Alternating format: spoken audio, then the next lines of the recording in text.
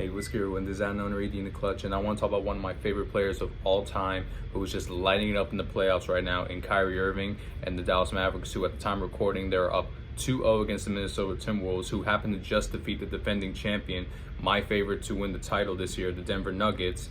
And right now, specifically, as we're speaking right now, they're up nearly double digits against the Timberwolves, trying to get a 3-0 series lead. And not to jinx anything, but like, as we know, that even if you have a double-digit lead, no lead is safe in today's NBA, as we just saw last night with the Boston Celtics and the Indiana Pacers, who were up double digits at halftime, and then the Celtics were able to slowly but surely chip away at that lead and were able to make a massive comeback when they needed it. So just going off what the current information we have right now, and I just gotta say, like, I am just truly impressed with Kyrie Irving. Like, he has taken a massive step up as a leader for the Dallas Mavericks, and he's been able to be the perfect piece for Luka to be able to help him out and guide Luka, sort of like as a mentor, to guide him. Like, because when Kyrie was with the Cavaliers with LeBron James, he was able to learn from arguably the greatest of all time. He did his own thing, learned from his mistakes, and now he's in Dallas at a place where he is very happy, it seems like, and he's thriving. And now he's able to use his championship experience to Luka Doncic, who is trying to elevate himself as already an all-time great at a very young age. So this is a great opportunity for him.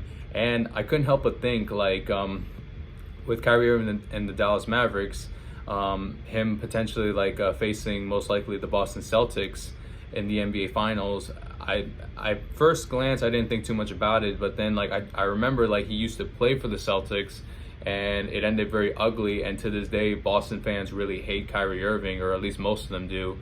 And it just strikes me like, wow, like, imagine like if the Mavericks, if they were able to catch heat at the perfect time to be able to possibly make this series interesting, or maybe even steal a championship from the Celtics, if the Celtics end up imploding. Because and I say that the Mavericks pretty confidently that they'll make it to the finals, because I did some research where teams that are up 2-0 in a playoff series end up winning the series 92.5% of the time, with a record of 422-34. And we just saw the Minnesota Timberwolves, they last round were up 2-0 against the Denver Nuggets, and they end up eventually sealing the deal at a Game 7. So history is on the Dallas Mavericks side, and if we're going to be even more specific, during the conference finals, it is 90.6% of the time that teams that are up 2-0 end up winning the series, specifically 58-6.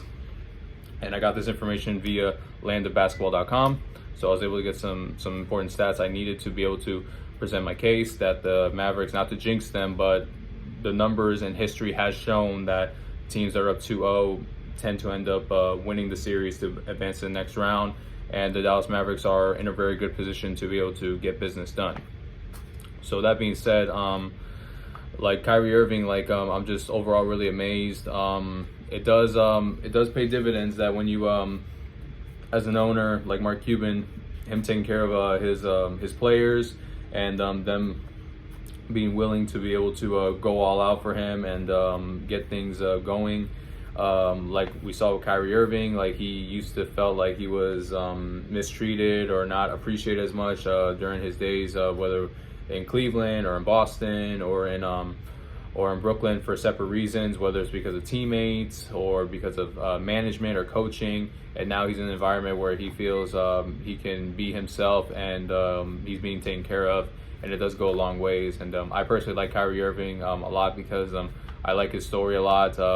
Yeah, I mean, he may have said some questionable things, that I'm like, okay, but then again, like, that's all of us. We all make mistakes or say or done things that we look back and like, why do we do that?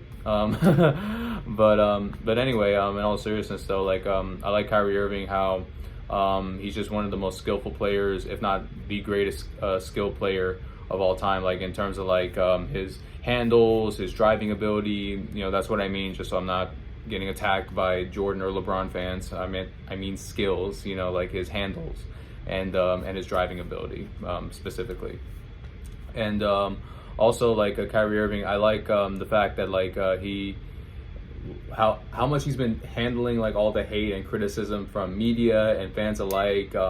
I'm not saying he's 100% blameless, but he has been known for like being a caring guy, a guy that's like gives it his best, and tries to do good for others, but he happens to be misunderstood, and that's something I can personally relate to for most of my life. And now that Kyrie has the ultimate chance to, God willing, make it to the finals and compete against his old team, and maybe get the ultimate like redeeming factor and to win a championship against the Celtics on their home court or in Dallas at his new home, like that would be just an amazing story to watch. So I think the NBA, if they're looking for storylines for ratings wise, I mean, I think that's something that they can definitely get on with. And I've just been overall really shocked, like with the Dallas Mavericks, how like they didn't necessarily make like major splashes. They kept most of their guys. They re-signed Kyrie Irving to a good deal. Wasn't the full-on max that he was expecting of a 5-year, $200+ million deal. He got a 3-year, $142 million, if I'm correct. Which, don't get me wrong, that's a lot of money and that's very good. But I mean, like Kyrie had the chance to like maximize, but wasn't given that offer. And they were able to make some really good moves with the money they saved compared to how they went all in on Kyrie by getting PJ Washington and drafting Derek Lively, who have been really important pieces for the Dallas Mavericks, especially this playoff run. And they were able to be crucial, be able to make key plays in crucial moments, I should say, when it mattered most. And their size really does help, because I remember like one of the major flaws with the Dallas Mavericks, including with the Luka and Kyrie pairing, was their defense. Well, now with Derek Lively and PJ Washington and those guys alike, like they're doing really good, and they're able to keep the game really close and be able to use Kyrie and Luka to be able to do good on offense and take off the pressure of one another, so they can like give more efforts on defense, and their big guys do their job and space the floor or be able to protect the rim, which is a recipe for success. And I believe the Dallas Mavericks are finally clicking on all cylinders. And who knows? I mean, like, admittingly, yes, I do believe the Boston Celtics are the favorite to win the championship. In my opinion, if I'm going to be completely unbiased, I do believe it's the Celtics' year to lose. But we have seen the Celtics have had a track record of, choking or not being mentally tough. Now they seem like they're on a mission, but for them, the job's not finished. They not only are trying to get to the finals, they need to win the finals, because that's what is holding like Jayson Tatum back, and or even someone like Al Horford, who's on the tail end of his career. They want to win that ring desperately, and if they don't, it's a massive failure.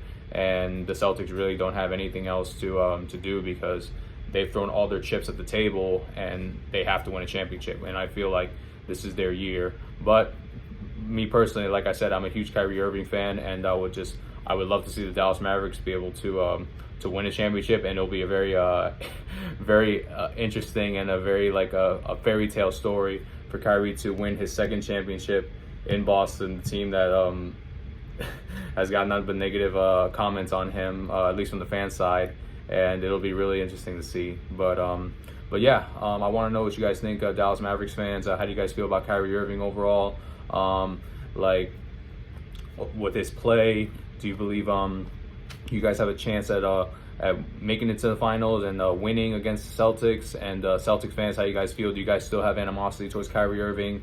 And how you guys plan to attack him, because he has been there for several years, and like he knows your system and vice versa. So I want to know what you guys think overall, like how to win the finals, and we can discuss down below in the comment section. I certainly love and appreciate every single last one of y'all. Stay tuned till after the game, so we can get a reaction right here to Game 3, and let's see if the Dallas Mavericks take care of business and get a 3-0 lead to get one step closer to the finals for this finals preview. So anyway, thank you all so much. Please like and subscribe to this channel. I certainly love and appreciate every single last one of y'all. God bless, and talk soon.